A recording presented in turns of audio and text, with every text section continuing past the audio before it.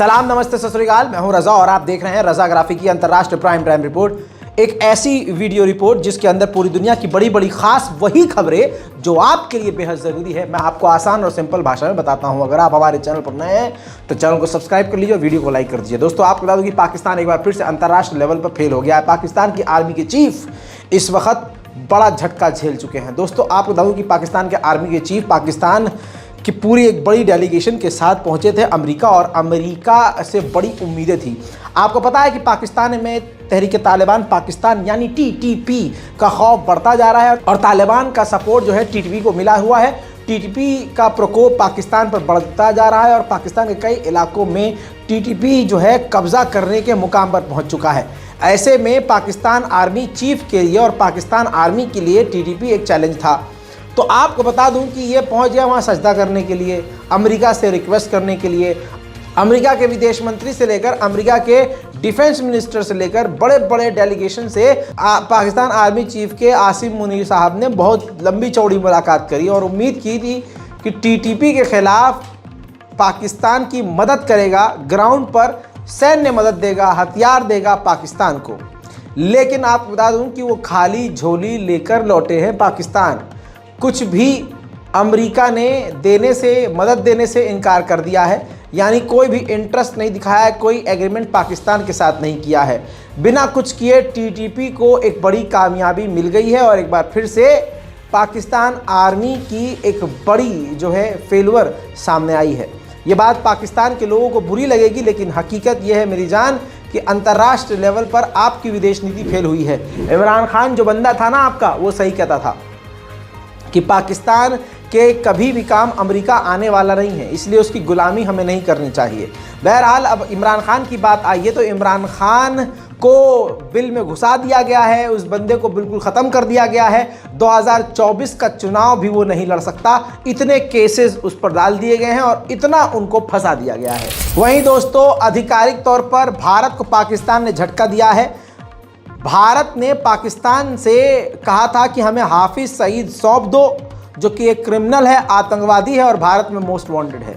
आधिकारिक तौर पर पाकिस्तान ने जवाब दे दिया है और इनकार कर दिया और कह दिया है कि ऐसा हम दोनों के बीच कोई अंतर्राष्ट्रीय एग्रीमेंट नहीं है, कोई ऐसी संधि नहीं है जिसके अंतर्गत ये हमें मानना पड़े कि हम कैदियों की अदला बदली करें या कोई अपराधी हो जिसकी हम अदला बदली करें। ऐसा कोई हमारे बीच में एग्रीमेंट नहीं है। दोस्तों, आण भक्तों ने भारत में एक मिट्टी का शेर पाला है जो कहते थे कि हमने थेल पाला है और इसके लेते हुए तो भी हमारे देत पे धुतपैत नहीं तलतत्ता।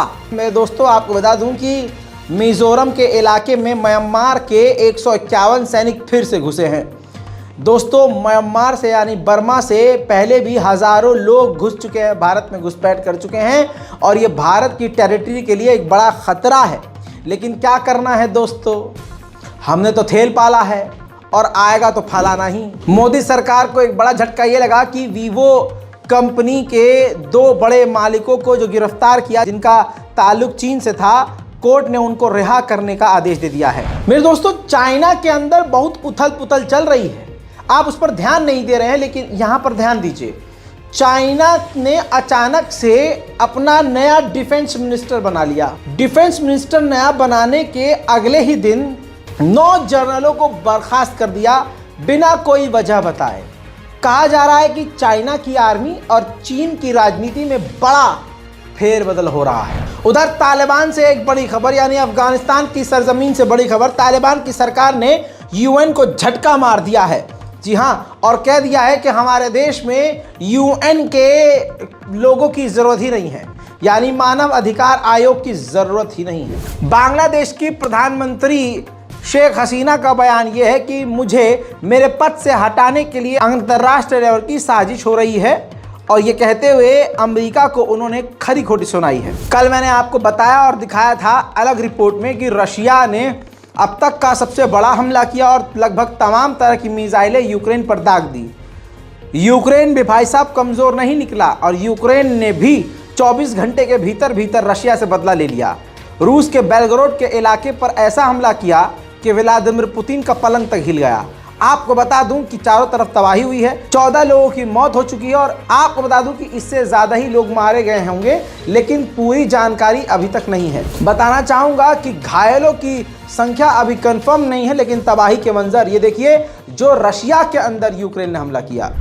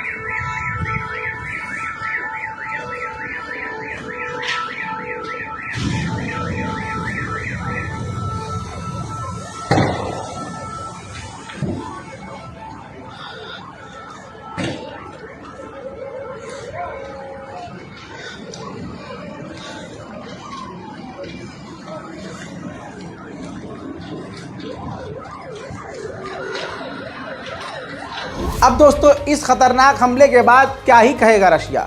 रशिया ने आधिकारिक तौर पर कहा कि इस हमले के पीछे नेटो का हाथ है और नेटो में जो सबसे बड़ा हाथ है वो बर्तानिया यानी ब्रिटेन का है। उधर रशिया ने कहा है कि काउकासस के इलाके में नई जंग छेड़ना चाहता है अमेरिका हमारे खिलाफ। काउकासस का इलाका समझ लीजिए जिसमें आर्मीनिया, अजरबैजान, ईरान और एक दो मुल्क और आते हैं, उस पूरे एरिया को काउकासस कहा जाता है। आपको बता दूं कि उस इलाके में अमेरिका रशिया के खिलाफ माहौल बना रहा है और ख़ासकर आर्मीनिया इस वक्त रूस से बिल्कुल चिड़ा हुआ है। उधर ख़तरनाक हमले झेलने के बाद रशिया ने झेप मिटाने के लिए फिर से यूक्रेन पर हमला किया है।